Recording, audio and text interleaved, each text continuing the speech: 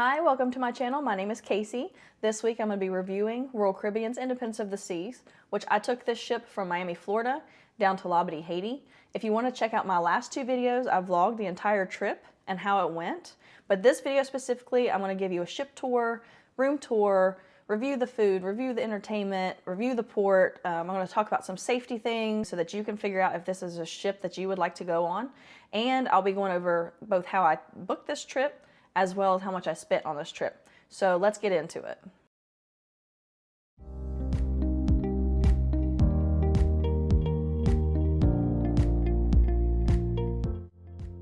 Independence of the Seas was built in 2008. It's 1,112 feet long. It can hold 4,560 passengers along with 1,440 crew members.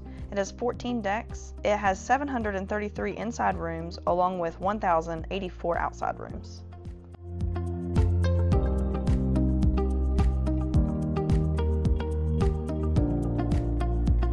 We'll start with one of the busier decks, which is deck 11. This is the main deck with all of the pools and the splash pad.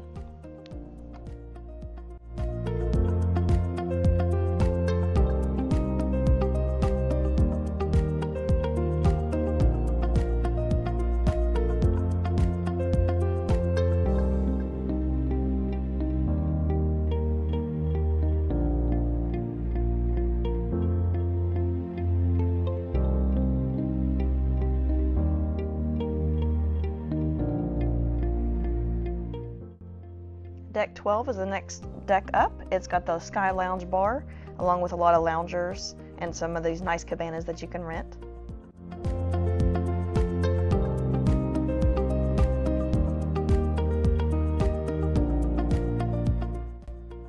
This also overlooks the adults-only pool. On the inside portion of Deck 12, there's the spa, as well as the arcade.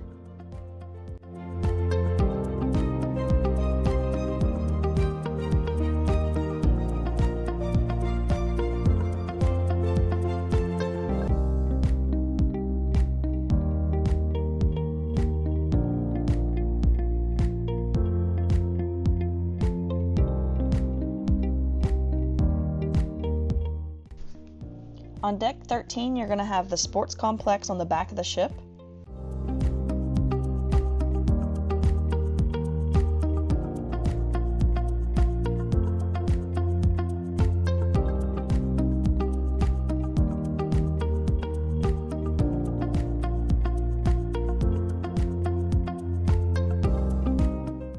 This yellow sphere was a sky pad, which is a trampoline pad, but it's been closed due to people getting injured.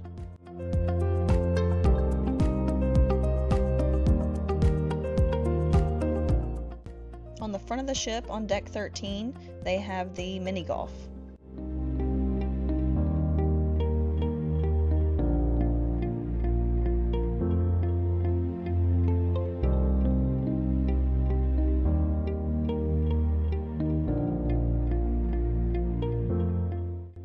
Deck 14 is the Viking Crown Lounge, which is pretty much the nightclub. This has an awesome view of deck 11.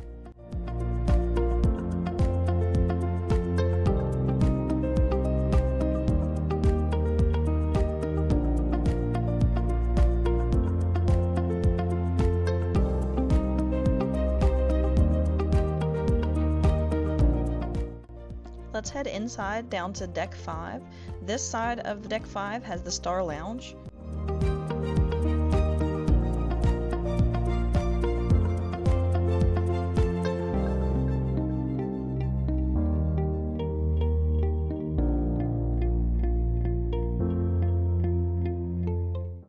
Midship on deck 5, you have the Royal Promenade area, which is extremely busy. Here you've got the champagne bar on one side, customer service on the other, and then once you get into the promenade, you've got all these different shops. They also had some parties down in this area, a couple different nights. They have this really cool platform that drops from the ceiling with the performers on it, and they had both a 70s and 80s party down this hallway, which was really fun.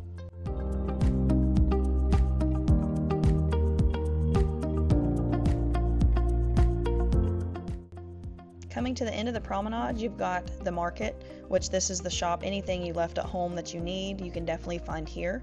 Just know you're going to pay the convenience price for sure. And then you've got Sereno's Pizza, which is actually a really good little place to stop that's open pretty late.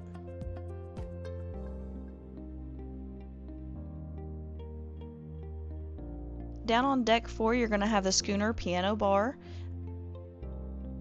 Right next to this is the casino, which you have to walk through to get to the other side of the ship. One negative thing about that is that it had horrible cigarette smoke.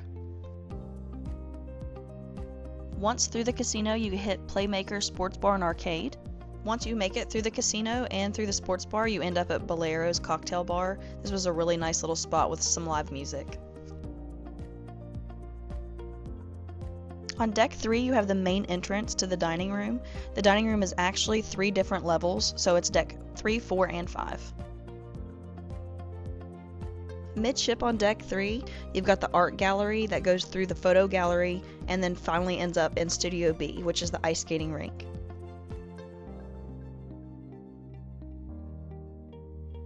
They really utilize Studio B very well. They do have an ice skating show as well as ice skating that you can pay for to do yourself. But they also can put a floor down, and one night they had it as a nightclub, and a couple other nights they had competitions. On the other side of deck 3, there was the Royal Theater, which I was super impressed with the size and availability of seats, and extremely impressed with just the sheer amount of the different types of entertainment that this ship had. All these rooms that are the interior are small. That's fine. I sleep here, get ready, and go back out. It's got a really nice desk here with mirrors. All of my tickets for my excursions are here with some letters and some different deals that they have for like laundry. But this is pretty cool. This view out of my room kind of shows everything that's going on. Cool little rainbow walkway there. It's nice, it has the extra seating. Nice big bed. Closet. With your safe. They haven't delivered my luggage yet. They will. And then of course a little bathroom here with a shower stall.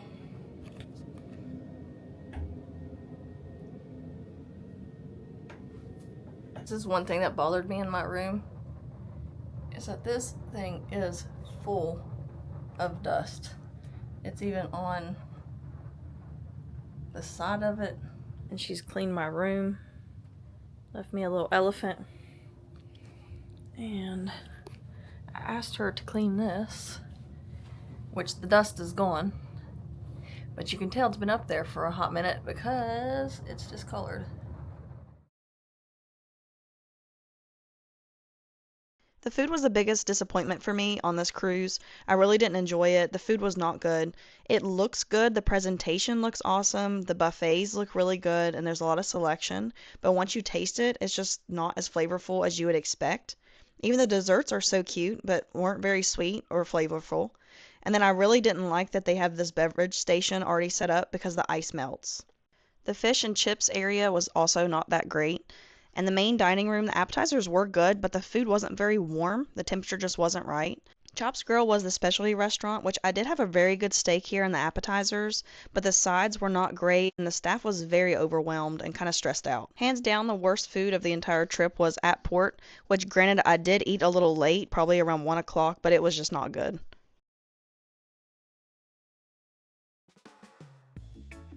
I really did love this port stop. I liked that it was so easy to get on and off the ship, and you just had a short walk into the plaza area. I didn't explore the entire port because I was on the excursions most of the day, but they did have this tractor taking people around.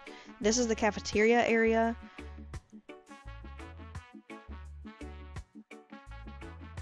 That was a nice map that kind of gave you an idea of everything that was available. Back here behind the cafeteria, there was an area where you could rent beach chairs and beach umbrellas, as well as the zip lining. This was a staging area for all the excursions, which was nice and shaded.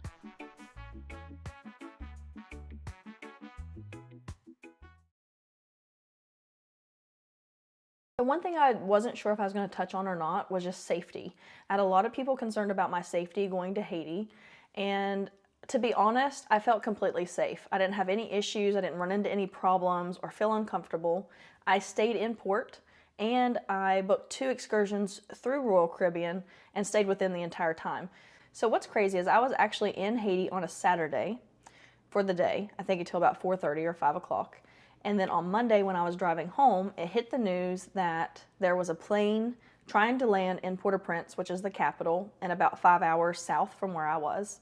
But that plane was shot at. It got damaged from the shooting, and one of the flight attendants was grazed by a bullet. So they had to do an emergency landing in the Dominican Republic. So it hit the news, it was a big thing. People were texting me, asking me if I was okay, which really had nothing to do with where I was or even how I got there, because I was on a ship. I wasn't on the flight. So I think flights are grounded there right now. But the last time I checked, Royal Caribbean is still cruising there because they are so far away from what's going on. And it's such a controlled environment for the port. I know safety is a factor that goes into planning a vacation, but honestly, I think Royal Caribbean does a great job of keeping us safe. And I think if there was any question to our safety, they will shut the port down and not do that cruise anymore. So I just wanted to mention that and take that with a grain of salt. It's just my opinion, but from my experience, I had a great time and I didn't feel unsafe at all. So next, let's get into how I booked this cruise. I booked this cruise through a travel agent. His name is Mike from Fun Sun Travel 123. You might have actually seen him in my last video picking me up from port to take me to my rental car. He's been great. I've been working with him for the last couple years. I didn't realize in the beginning that travel agent was free for me to use. I didn't understand that. Royal Caribbean will give him credit for booking the cruise for me, and I didn't have to pay him anything. I can easily book cruises by myself. I mean, that's not hard for me to do, but Mike has been great with finding me great deals. This cruise, he actually helped me get a discount for being a nurse. And the thing that is the best, that is the number one benefit for me, is that I hate talking to customer service. I hate it. I hate making these phone calls. I put it off forever. I do whatever I can to avoid it. If there's a chat, great. But if I have to actually make a phone call, I'm not about it. So Mike will actually make those phone calls for me, and I have not had to talk to customer service through any of my cruise companies since I've been using Mike. So that's the number one benefit for me. But if you're someone new to cruising and you're not quite sure where to start, he's definitely the person to talk to. So I'm going to put his information in the description box, and you can get in touch with him. I originally budgeted $2,000 for this trip, which I did go a little bit over. It was $2,421. I did upgrade my seats on the plane just to get a little bit more comfortable because the plane was absolutely packed. The cruise, I did get a good discount for being a nurse, and usually if you're the single person, they do charge you a little bit more than a double occupancy. Internet wasn't bad for a couple days, drinks wasn't bad, it was way cheaper than the drink package. I will say that I think the massage was extremely overpriced. It probably should have been like $120 instead of $219. With me making the decision to stay in Miami for a late flight, and then I had to get the rental car and the wellness resort pass and also extra food, and then by the time I got back to Columbus it was late and I needed a hotel before I could drive back the next day. So that decision really did cost me a little bit extra, but honestly, I really enjoyed it. I love Miami, and it kind of let me take my time to get home. So I don't regret all the extras that I spent by staying in Miami extra time and then in Columbus. That wraps up my review. If there's anything that I didn't cover that you're curious about, please just comment below and I will get back to you on that. But thank you guys so much for watching. I also appreciate it so much when you guys like, subscribe, or share my videos. Next week, I'm actually going to go to a new location with a new vlog. So look out for that. That'll be next week on Wednesday, and I will see you guys then.